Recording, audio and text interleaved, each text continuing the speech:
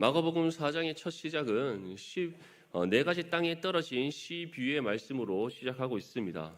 이 말씀을 시작으로 예수님께서는 계속해서 씨에 대한 비유의 말씀을 전하고 있습니다. 네 가지 땅에 떨어진 씨가 있는데 첫 번째 땅은 어떠한 땅입니까? 길가였다. 두 번째는 돌밭이고 세 번째는 가시떨기였다. 근데 이 첫 번째, 두 번째, 세 번째 떨어진 이 땅에 떨어진 씨는 결실을 거둘 수 있습니까? 없습니까? 결실을 거두지 못하였다. 길가에 떨어졌더니 새가 먹어버렸고, 돌밭에 떨어졌더니 뿌리가 말라 죽어버렸고, 가시떨기에 떨어졌더니 가시 기운에 막혀 자라지 못하여 죽어버렸더라. 어떠한 땅에만 결실을 거둔다라고 예수님께서 말씀하셨습니까? 좋은 땅에 떨어진 씨만이 결실을 거두었다. 다시 말해 첫 번째 길가도, 두 번째 돌밭도, 세 번째 가시떨기도 하나님께서 예비하신 영혼들이 아니기 때문에 그들에게 복음의 씨가 떨어졌으나 열매 맺지 못하고 결실을 거두지 못하였다. 하지만 하나님께서 창세전에 구별에게 선택하셔서 구원하시고자 작정한 그 영혼에 복음의 씨가 떨어졌을 때는 어떻게 하신다고 말씀하고 있습니까? 반드시 열매를 맺어 결실하게 되어 있다. 이 사실을 믿습니까? 중요한 것은 우리는 그 사람이 누구인지 알 수 없습니다. 왜냐하면 구원은 하나님 주권에 속한 것이고 하나님의 예정하심 또한 이 세상을 창조하시기 전에 하나님 기쁘신 뜻대로 이루어진 일이기 때문에 어느 누구도 알지 못합니다. 그렇기 때문에 우리는 때를 얻든지 못 얻든지 또는 그 어떤 사람은 우리가 차별하거나 구별하지 아니하고 담대히 복음을 전해야 되는 겁니다. 복음의 씨를 뿌려야 되는 겁니다. 복음의 씨를 뿌릴 때 때로는 길가에 떨어지고 돌밭에 떨어지고 가시떨기에 떨어지나 하나님께서 반드시 예비한 영혼인 좋은 땅에 뿌려지게 하셔서 결실하게 하실 줄 믿습니다. 이처럼 예수님께서는 좋은 땅, 하나님께서 예비하신 그 영혼의 복음의 씨가 뿌려질 것임을 말씀하고 있습니다. 길가에 떨어졌더니 사탄이 막아버립니다. 돌밭에 떨어졌더니 어떻다라고 말씀하고 있습니까? 돌밭에 떨어졌을 때는 말씀을 듣기는 들으나 말씀으로 인하여 환난을 받았을 때에 믿음이 연약하여 쓰러져 버리더라. 그러고는 다시 일어나지 않더라. 가시떨기에 떨어졌더니 어떻게 합니까? 온갖 물질과 세상의 염려로 인하여서 하나님을 떠나버리더라. 경건의 모양이 있으나 열매 없는 모습을 그들이 보여주었다는 겁니다. 하지만 좋은 땅에 떨어진 씨는 다른 어떠한 말씀이 없습니다. 말씀을 듣고 받아 30배, 60배, 100배의 결실을 한다. 반드시 하나님 앞에 합당한 영혼 구원의 역사가 일어난다. 그 말씀을 분명히 우리에게 전하고 있습니다. 예수님께서는 좋은 땅에 뿌려진 씨가 이제 어떻게 결실하는지를 우리에게 말씀합니다. 우리 본문 26절과 27절 말씀 함께 읽겠습니다. 시작. 또 이르시되 하나님의 나라는 사람이 씨를 땅에 뿌린과 같으니 그가 밤낮 자고 깨고 하는 중에 씨가 나서 자라되 어떻게 그리 되는지를 알지 못하느니라. 아멘. 먼저 예수님께서는 우리에게 무엇이라고 말씀합니까? 하나님의 나라가 어떠한 것과 같다? 사람이 씨를 땅에 뿌린 것 같다. 예수님께서는 씨 뿌린 자가 누구라고 말씀하셨습니까? 바로 먼저 구원받아 하나님의 자녀된 우리라고 말씀하셨습니다. 하나님께서는 우리를 통해 복음의 씨가 세상에 계속해서 뿌려지게 하십니다. 그 씨가 뿌려졌을 때 하나님 예비하신 좋은 땅에 그 우리가 뿌린 복음의 씨가 떨어져서 반드시 결실하게 하신다. 그것이 우리 주님께서 말씀하신 네 가지 땅에 떨어진 씨 비유의 말씀이었습니다. 그런데 하나님 나라가 어떠한 것 같다고 우리에게 말씀하고 있습니까? 사람이 씨를 땅에 뿌린 것 같다. 이것을 통해 우리는 분명한 한 가지 사실을 확인할 수 있습니다. 하나님 나라는 무엇과 관련이 있다? 영혼 구원과 관련이 있다는 사실을 기억할 수 있기를 바랍니다. 우리는 하나님 나라를 두 가지로 설명할 수 있습니다. 첫 번째는 영역적인 부분이요, 두 번째는 영적인 부분입니다. 영역적인 부분에서는 넓은 의미와 좁은 의미로 우리가 구분하여 설명할 수 있습니다. 넓은 의미는 하나님께서 창조하시고 다스리시는 온 세상입니다. 왜냐하면 이 모든 만물이, 이 모든 세상이 하나님의 소유이기 때문에 하나님의 나라라고 할 수 있습니다. 좁은 의미로는 바로 우리가 이 땅에서 삶을 마치고 들어갈 하나님 계신 천국입니다. 믿습니까? 그곳은 하나님 영광의 보좌가 있는 곳이며 하나님께서 임재하시는 곳이기 때문입니다. 두 번째로 영적인 부분에서는 우리의 구원과 관련된 내용이라 할 수 있습니다. 하나님 나라는 영역적인 의미를 넘어서 우리에게 임한 하나님의 구원을 뜻하기 때문입니다. 이 부분에 대해서 예수님께서는 다음과 같이 말씀합니다. 요한복음 14장 16절에서 20절 말씀에 내가 아버지께 구하겠으니 그가 또 다른 보혜사를 너희에게 주사 영원토록 너희와 함께 있게 하리니 그는 진리의 영이라 세상은 능히 그를 받지 못하나니 이는 그를 보지도 못하고 알지도 못함이라. 그러나 너희는 그를 아나니 그는 너희와 함께 거하시며 또 너희 속에 계시겠음이라. 내가 너희를 고아와 같이 버려두지 아니하고 너희에게로 오리라. 조금 있으면 세상은 다시 나를 보지 못할 것이로되 너희는 나를 보리니 이는 내가 살아있고 너희도 살아있겠음이라. 그날에는 내가 아버지 안에 너희가 내 안에 내가 너희 안에 있는 것을 너희가 알리라. 아멘. 이 말씀에서 우리는 하나님의 구원이, 다시 말해 우리가 구원받은과 동시에 하나님 나라가 우리 가운데 임했다는 사실을 이 말씀에서 분명히 확인할 수 있습니다. 하나님 나라는 영역적인 부분과 영적인 부분이 함께 있다는 것을 분명히 기억하십시오. 영역적인 의미에서는 두 가지로 있습니다. 하나님께서 창조하시고 다스리는 세상이요, 또 두 번째는 하나님께서 임재하시는 장소입니다. 그렇다면 우리는 어떠한 사람입니까? 하나님의 형상대로 창조된 사람입니다. 믿습니까? 구원받은 우리의 심령 가운데 누가 임하십니까? 하나님의 영이신 성령께서 임하십니다. 그래서 성령의 좌소, 성령께서 임하셔서 함께 하시는 그 장소가 우리의 영혼입니다. 그러한 의미로 구원받은 성도가 곧 무엇이다? 하나님의 나라라고 할 수 있는 겁니다. 그래서 예수님께서는 하나님 나라가 무엇과 같다? 사람이 땅에 씨를 뿌린 것 같다. 그것은 곧 우리가 땅에 씨를, 복음의 씨를 뿌려서 하나님 예배하신 영혼들이 구원받음이 어떠한 것이라고 우리에게 말씀하고 있는 겁니까? 하나님 나라가 이루어지는 은혜의 역사다라는 것을 우리에게 말씀하고 있는 겁니다. 사랑하는 성도 여러분, 우리는 하나님의 나라를 너무 영역적인 부분으로만 생각합니다. 예수님께서 우리에게 말씀하신 하나님 나라는 영역적인 부분을 뛰어넘어 영적인 부분으로 우리에게 말씀하시는 겁니다. 심령이 가난한 자는 복이 있나니 무엇이 그들의 것이다? 천국이 그들의 것이다. 이것은 곧 자신의 죄인됨을 깨달아 하나님 앞에 자복하여 회개함으로 구원받은 그 하나님의 사람이 어떠한 은혜를 받는다? 하나님 나라가 임하는 은혜를 받는다는 겁니다. 그 하나님 나라가 임했다는 증거가 무엇인가? 성령이 우리 가운데 임하셨다는 사실인 겁니다. 그래서 예수님께서 무엇이라고 말씀합니까? 성령이 너희 가운데 임하심으로써 내가 아버지 안에, 너희가 내 안에, 내가 너희 안에 있는 것을 너희가 알리라. 성령이 임하심이 곧 무엇이다? 성부와 성자와 성령 되신 삼위일체 하나님이 우리와 함께 하심의 증거다. 그래서 우리는 모든 하나님의 자녀들을 가리켜 무엇이라고 말씀합니까? 성령을 모시는 거룩한 성전이다라고 표현을 하는 겁니다. 사랑하는 성도 여러분, 우리가 하나님의 나라라는 사실을 기억할 수 있기를 바랍니다. 우리에게 이미 하나님 나라가 임했다는 사실을 믿을 수 있기를 바랍니다. 그리고 이제 우리를 통해 이 땅 가운데 복음의 씨가 뿌려져서 하나님 예비하신 좋은 땅에 그 씨가 심겨지고, 그리고 그 좋은 땅 가운데 하나님께서 합당한 영혼 구원의 열매를 맺을 때, 그것이 바로 이 땅 가운데 하나님 나라를 이뤄가는 은혜의 역사라는 사실을 믿을 수 있기를 축복합니다. 이 말씀처럼 하나님 나라의 참 의미는 영역이 아닙니다. 우리에게 임한 하나님의 구원입니다.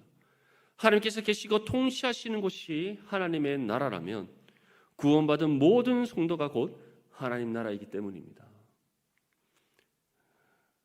이처럼 사람이 씨를 땅에 뿌림이 하나님 나라와 같음은 하나님 구원의 역사를 이루어가는 것이기 때문입니다. 그렇기에 우리는 때를 얻든지 못 얻든지 상관하지 아니하고 주어진 복음의 사명을 믿음으로 힘써 감당해야 될 줄 믿습니다. 중요한 것은 좋은 땅에 뿌려진 씨가 어떻게 나고 자라서 결실하는지 우리가 알 수 없다는 겁니다. 예수님께서 무엇이라고 말씀합니까? 그가 밤낮 자고 깨고 하는 중에 씨가 나서 자라되 어떻게 그리 되는지를 알지 못하느니라. 참고로 저는 농사를 지어본 적이 없습니다. 어렸을 때 학교에서 저희 생물 시간에 항상 집에 화분에 씨를 콩이든지 어떠한 거든지 씨를 심어서 이제 자라면은 학교에 가져오라고 하지 않습니까? 저는 단 한 번도 성공해 본 적이 없습니다. 한 가지 에피소드를 말씀드리자면 하루는 생물 시간에 이제 선생님이 집에 가서 콩을 심어서 이제 콩이 심으면은 싹이 튀고 뿌리가 나르고 자라는 모습이 제일 잘 뚜렷하게 보이지 않습니까? 그리고 우리가 항상 생물 교과서에 예시로 나와 있는 것이 콩이었습니다. 그래서 콩을 심어서 이제 싹이 튀면은 가지고 오라는 겁니다. 한번 질문해 보겠습니다. 그러면 이제 우리가 콩 씨앗을 이제 구입을 하지 않습니까? 샀을 때 이제 콩을 심어야 될 콩과 심지 않아야 될 콩을 구별하는 방법이 있습니다. 그 콩 씨앗을 물에 담가 보는 거죠. 그럼 여기서 질문입니다. 물에 가라앉는 씨를 심어야 됩니까? 물에 뜨는 씨앗을 심어야 됩니까? 저는 뜨는 씨앗을 심었습니다. 왜 저는 뜨는 씨앗을 심었는지 아직까지 이해는 되지 않습니다. 분명히 선생님이 가라앉는 씨앗이 이제 안에 들어있는 씨앗이기 때문에 심으라고 말씀하신 것 같은데 저는 반대로 씨앗을 심었기 때문에 결국 싹이 트지 않아서 가져가지 못했던 그런 기억이 있습니다.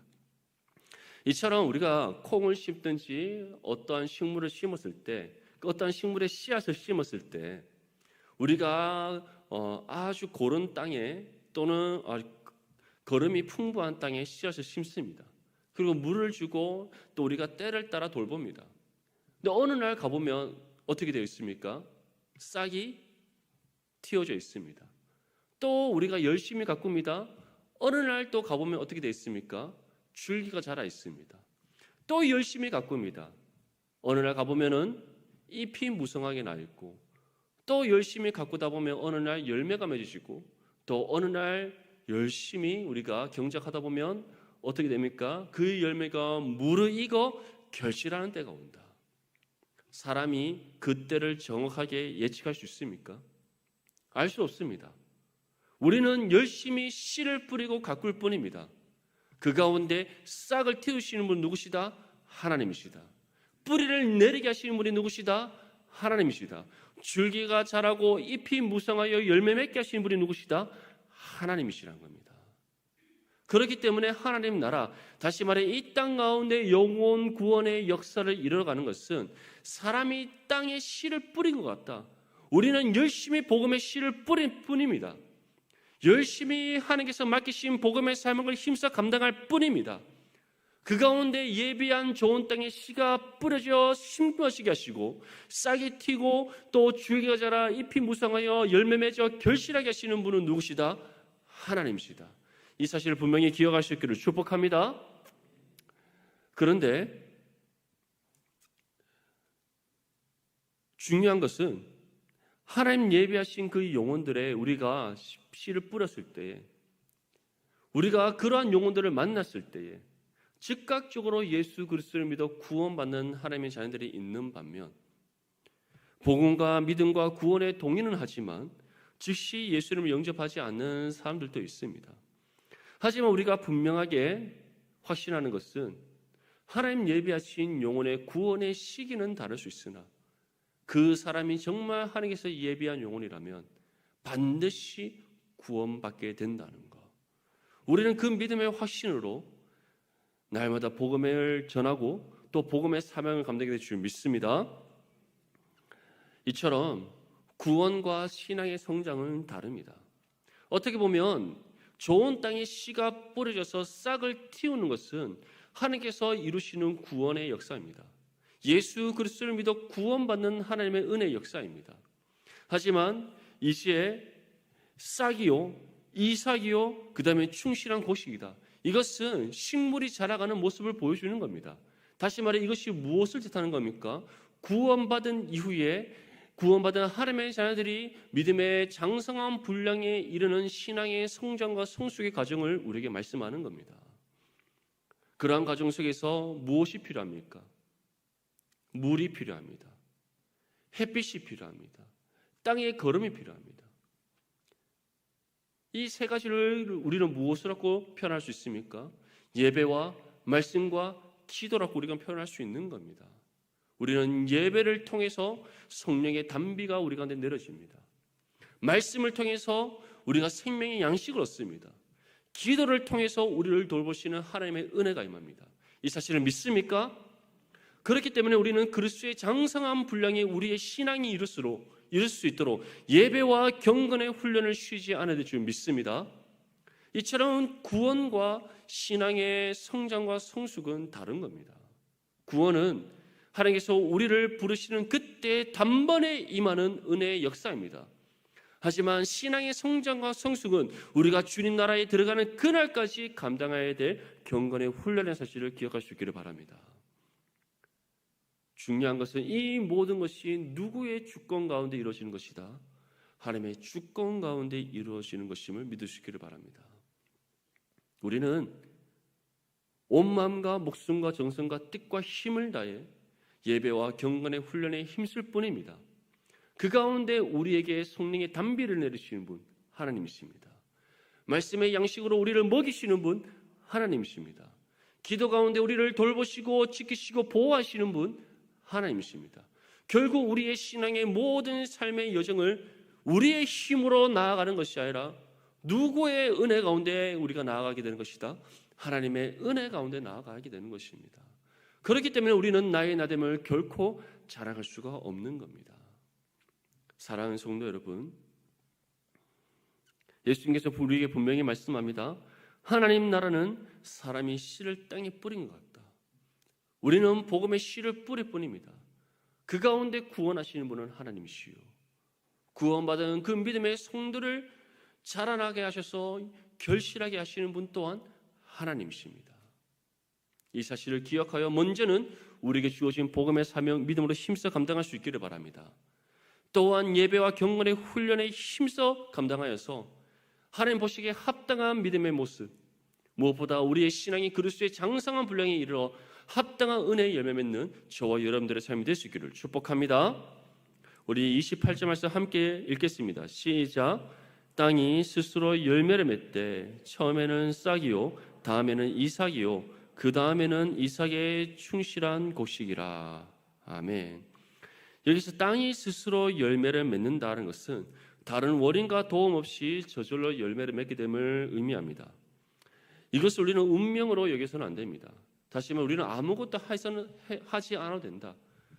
이미 우리의 모든 것이 다 정해져 있기 때문에 물은 물이요 산은 산이로되 흘러가다 보면 다 되게 되어 있다. 그런 운명론적인 것으로 생각해서는 안 됩니다. 이것은 우리의 삶을 향한 하나님의 계획과 뜻하심이 있다는 것, 그러한 하나님의 계획하심을 따라 우리의 삶을 이끄시는 하나님의 은혜가 있고, 또한 그러한 하나님의 인도하심을 따라 우리가 순종해 나갈 때 반드시 우리의 삶을 통해 하나님의 뜻이 이 땅 가운데 이루어짐을 말씀하고 있는 겁니다. 그래서 땅이 스스로 열매를 맺는다. 다시 말해 하나님 예비하신 땅에 씨앗이 심겨져서 싹을 틔우게 되면은 반드시 그 싹을 틔운 그 씨앗이 줄기가 자라고 잎이 무성하여 열매 맺게 되어 있다는 겁니다. 그 일을 친히 행하시는 분이 하나님이시요, 또 하나님께서 우리를 통해 그 뜻을 이루시고자 이미 하나님께서 뜻을 정하셨기 때문입니다. 이에 대해서 사도 바울은 다음과 같이 우리에게 전합니다. 에베소서 1장 11절에서 14절 말씀에 모든 일을 그의 뜻의 결정대로 일하시는 이의 계획을 따라 우리가 예정을 입어 그 안에서 기업이 되었으니 이는 우리가 그리스도 안에서 전부터 바라던 그의 영광의 찬송이 되게 하려 하심이라. 그 안에서 너희도 진리의 말씀 곧 너희의 구원의 복음을 듣고 그 안에서 또한 믿어 약속의 성령으로 인치심을 받았으니 이는 우리 기업의 보증이 되사 그 얻으신 것을 속량하시고 그의 영광을 찬송하게 하려 하심이라. 아멘. 사도 바울이 우리에게 무엇이라고 전합니까? 하나님께서는 자신의 뜻의 결정대로 일을 하시는데 하나님의 계획을 따라 우리가 예정을 입었다. 어떠한 일로 예정을 입었다라고 우리에게 말씀하고 있습니까? 우리가 그 안에서 기업이 되는 것, 다시 말해 하나님 나라가 되는 것, 더 구체적으로는 구원받아 하나님의 거룩한 백성이 되게 하시는 은혜를 하나님께서는 주시고자 뜻을 정하셨다는 겁니다. 이 사실을 믿습니까? 이런 하나님의 예정하심 가운데 하나님께서는 정하신 때에 우리를 부르셔서 복음을 들음으로 믿음으로 구원받게 하셨음을 믿을 수 있기를 축복합니다. 그런데 하나님께서는 그것으로 끝나지 않습니다. 그 다음에 어떠한 은혜가 우리 가운데 있다라고 우리에게 말씀하고 있습니까? 우리가 그리스도 안에서 전부터 바라던 그의 영광의 찬송이 되게 하려 하십니다. 하나님 영광의 찬송이 되게 하신다는 것은 하나님의 그 계획하심을 따라 우리를 통해 이루시고자 하는 뜻이 이 땅 가운데 이루어지게 하심을 뜻하는 겁니다. 하나님 영광의 찬송이 되게 하신다는 것은 결국 하나님의 영광이 빛을 세상 가운데 비춰서 하나님의 살아계심을 증가하게 하시는 은혜를 말씀하는 겁니다. 그 은혜가 어떠한 은혜입니까? 우리를 통해 복음의 씨가 이 땅 가운데 뿌려져서 하나님 예비하신 좋은 땅에 그 복음의 씨가 심겨지고 그 예비된 영혼이 구원받는 은혜의 역사, 하나님 나라가 이 땅 가운데 확장되어지는 그 은혜의 역사를 가리키는 겁니다. 그리고 그 은혜의 영광을 함께 온전히 올려드리는 역사, 그것이 바로 그의 영광의 찬송이 되게 하시는 하나님의 은혜인 것입니다. 사랑하는 성도 여러분, 그 은혜가 이미 우리 가운데 임했을 믿습니까? 그 사실을 믿는다면 우리는 언제나 주의 뜻을 따라 순종해 될 줄 믿습니다. 이처럼 우리 삶은 하나님 계획과 뜻을 따라 나아갑니다. 무엇보다 중요한 것은 인격의 하나님께서는 우리를 존중하시기 때문에 우리를 구원하신과 동시에 우리에게 회복시켜 주신 것이 있습니다. 그것이 바로 자유의지입니다. 세상에 속한 죄인과 구원받은 하나님의 자녀들이 가진 자유의지는 다릅니다. 세상에 속한 죄인들은 어떠한 자유의지를 가지고 있습니까?